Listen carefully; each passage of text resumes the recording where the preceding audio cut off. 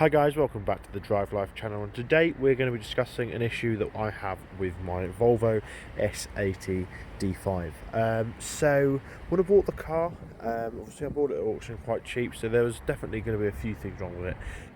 And one of the things that has sort of got worse is going to be the rear shock absorbers. Now for those of you that don't know, Volvo designed these cars originally with self-leveling Nivomatic shock absorbers, which are built by Sachs, and essentially they're used in all sorts of cars. I think even Chrysler 300s and that use them. And what they're designed to do is when you put a heavy load or like a caravan on the back of the car, they will then self-level back to normal. So what the issue is that these shock absorbers are extremely expensive. Now this one on this side actually is still okay.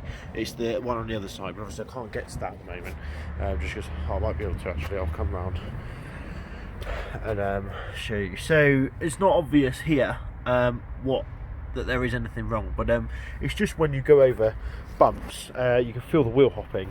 And also if we take a look, if we shake the car, you'll notice that it sort of bounces.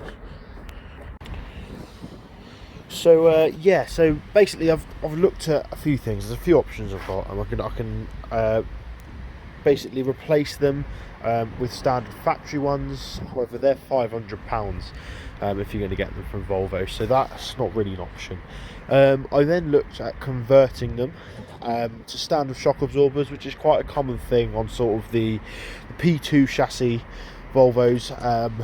You can literally bolt in standard shock absorbers from other Volvos, and also you could just replace the springs, because obviously the shock absorber on this setup does most of the suspension weight holding, as it were. So yeah, I went for that option.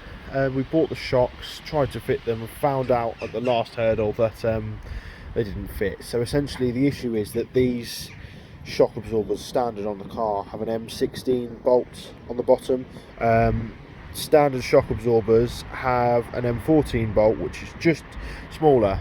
So there's a couple of options we've got. We could either drill them out so that they fit, but I wasn't really that keen on doing that at the moment. So it's not a major issue at the moment. The car is still sort of running fine, it handles okay, so it's not a major issue, but it's just something I'm keeping an eye on. But yeah, if you've got a similar issue, it's probably going to be either a replacement shock or the replacing the trying to convert them, which will take a bit of elbow grease.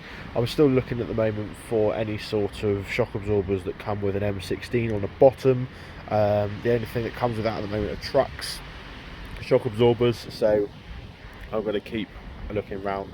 I'm also going to have a look at scrapyards, etc., to see if there's any that I can get from there. But yeah, so let me know guys if you've ever had this issue.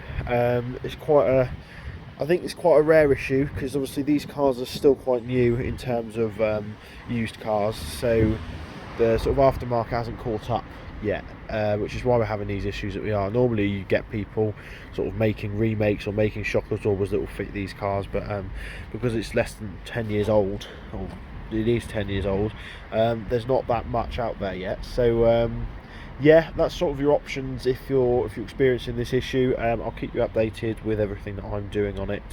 But yeah, thanks for watching, and I'll see you next video. Cheers.